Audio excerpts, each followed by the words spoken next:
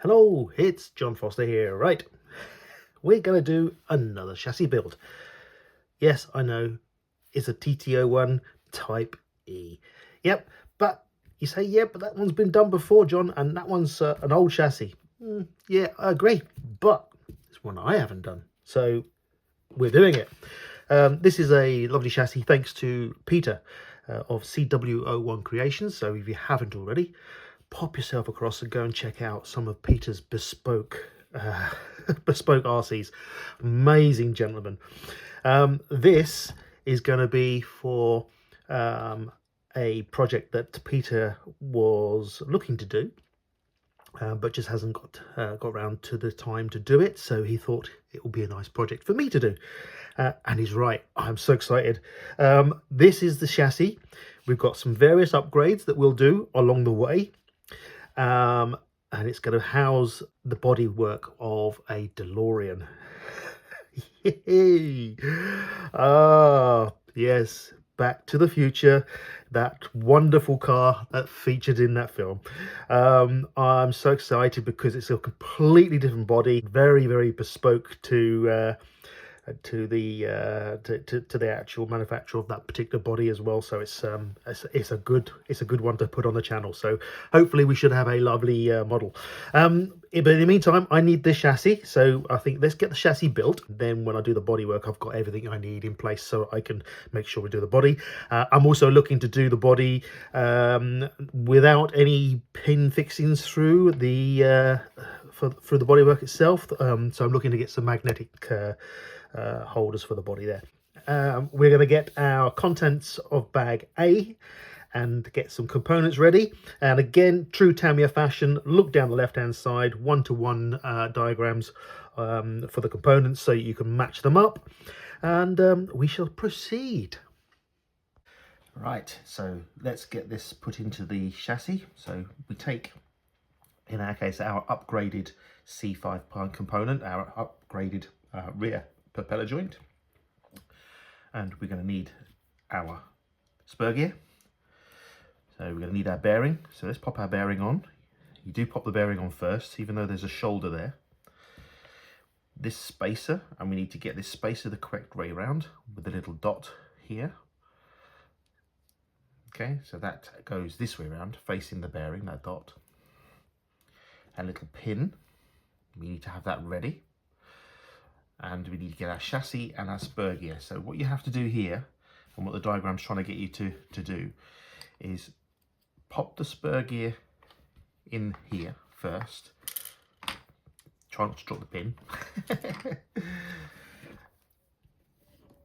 So pop the spur gear in first, and then pop your pin through here so it's ready. And I would suggest you do it on a horizontal so it doesn't fall out, and you're trying to keep the prop horizontal.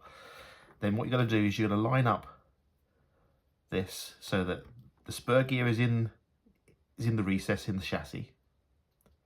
You pop that through, lines up with the slots, and you have to make sure it slots all the way through. And if it doesn't, you need to give it a wheel. So you got to slot it all the way through and all the way down into the spur gear. There's a section there, so just careful there. So let's do it. Let's do it.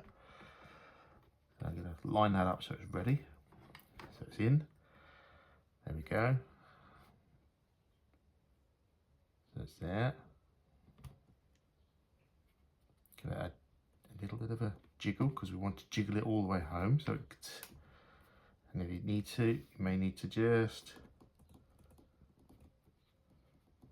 move the pin slightly if you can with your fingers, just to get it into place. It should just work into place. If it doesn't, just gonna turn it around. There we go. There we are. Now it's in place. There we are. So jigged into place.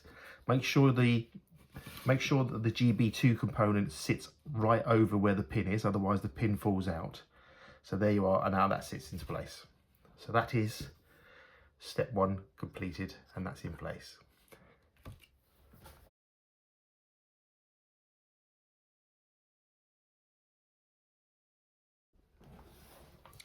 Right, moving on to step two. step 2, we've got our components here. So first of all, we've got 2 of these MA5s, which are the 3x10mm, and they're the countersunk screws.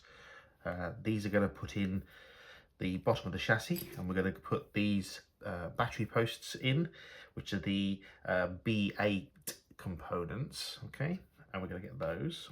And again, we're going to continue with our upgrading, and you'll see the C4 component here. We're changing that to our aluminium one, and this prop shaft we're changing to our aluminium one, okay.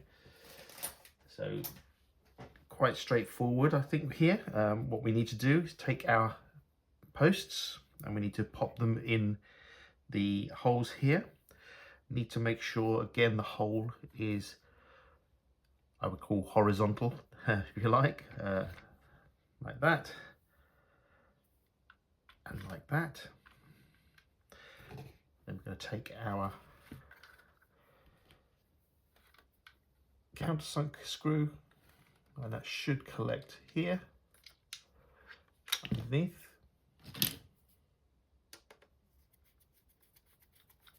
Like so.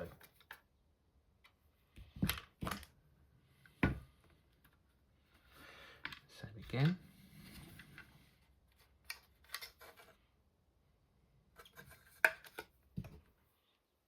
Gonna pop underneath, and I'm just gonna.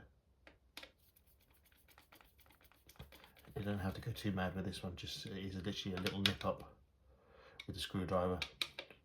It's very soft plastics. And then we take our prop shaft and our front propeller joint and pop this into place. And we pop that through the front. And then what we do is we lift this up to a point where we need to get this into this. We need to just turn that, there we are. And that's in place. That's step 2 completed.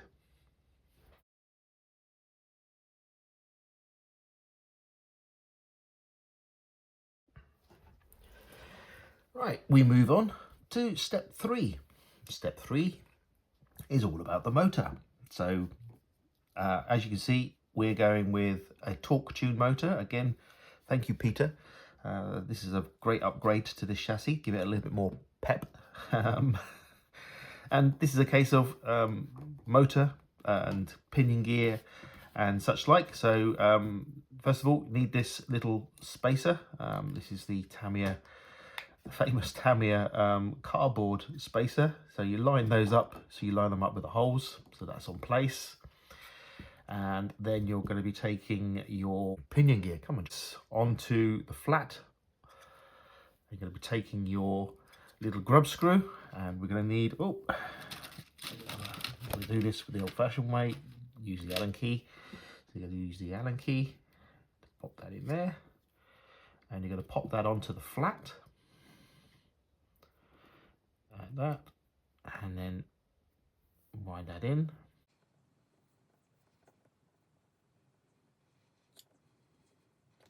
We're going to take our ruler, and we now need to get the pinion gear measurement 15mm. And it's from the cardboard, remember? Get that up. And then we get the motor mount, which is your D3 component.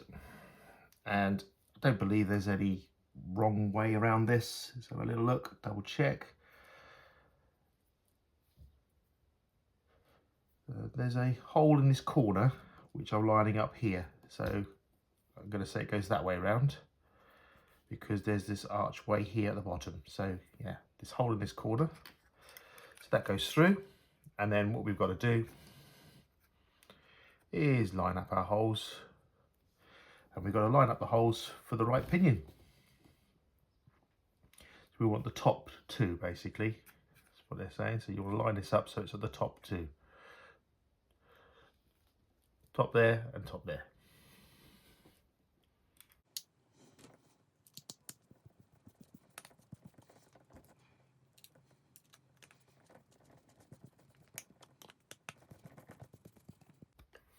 There we are. Step 3 completed.